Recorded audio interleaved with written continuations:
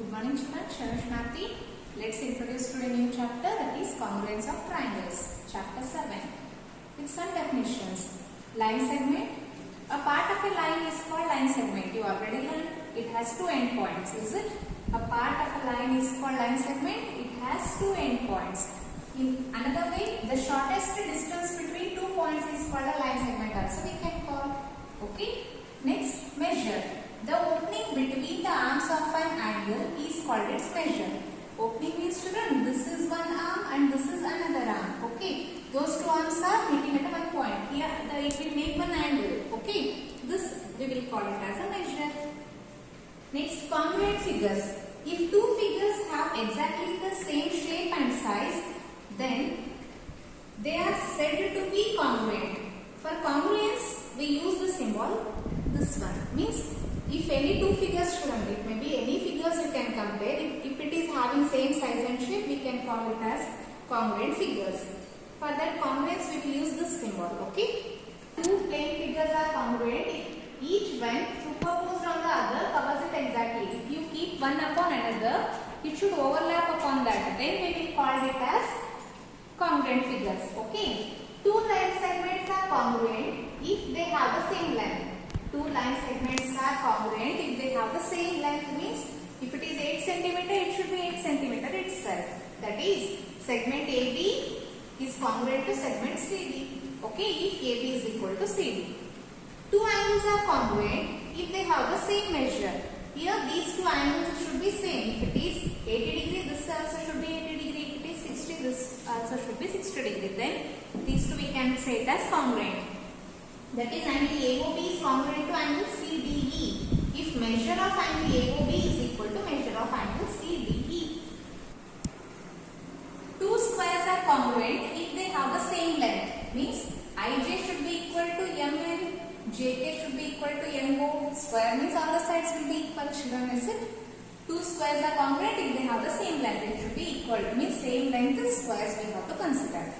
Two rectangles are congruent if they have the same length and breadth. Length should be equal, children, AB should be equal to EF and BC should be equal to FG. Okay, then we will say these two are congruent. That is, rectangle ABCD is congruent to rectangle EFGH if AB is equal to EF and AD is equal to EH. Okay.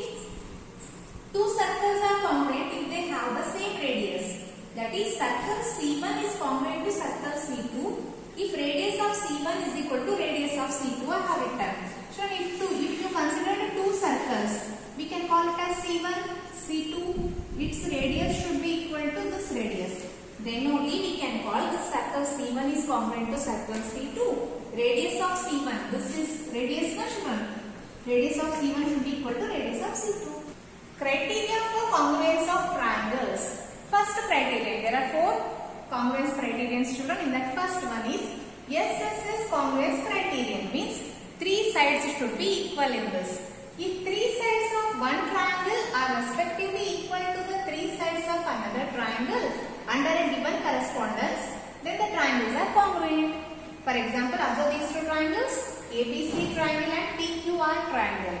AB is equal to PQ, BC is equal to QR and AC is equal to PR. Okay, where AB is equal to PQ, BC is equal to QR, AC is equal to PR. Means all the 3 sides should be equal.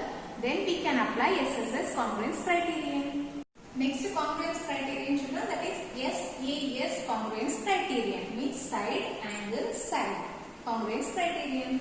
If under a correspondence, 2 sides and the angle included between 3 sides of a triangle are respectively equal to 2 sides and the angle included them of another triangle, then the triangles are congruent.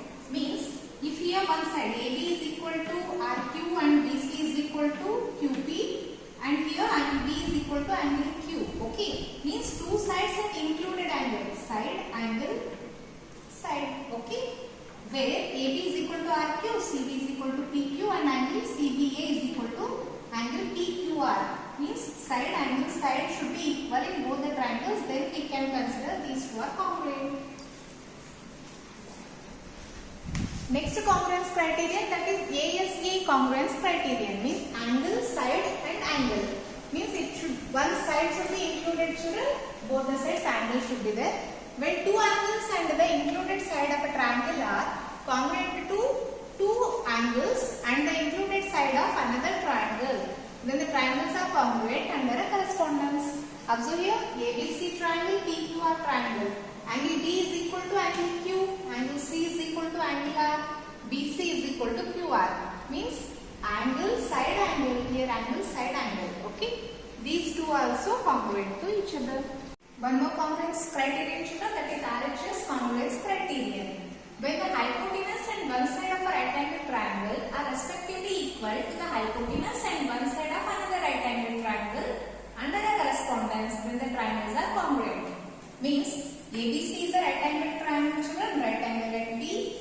PQR is another right angle triangle, right angle at Q.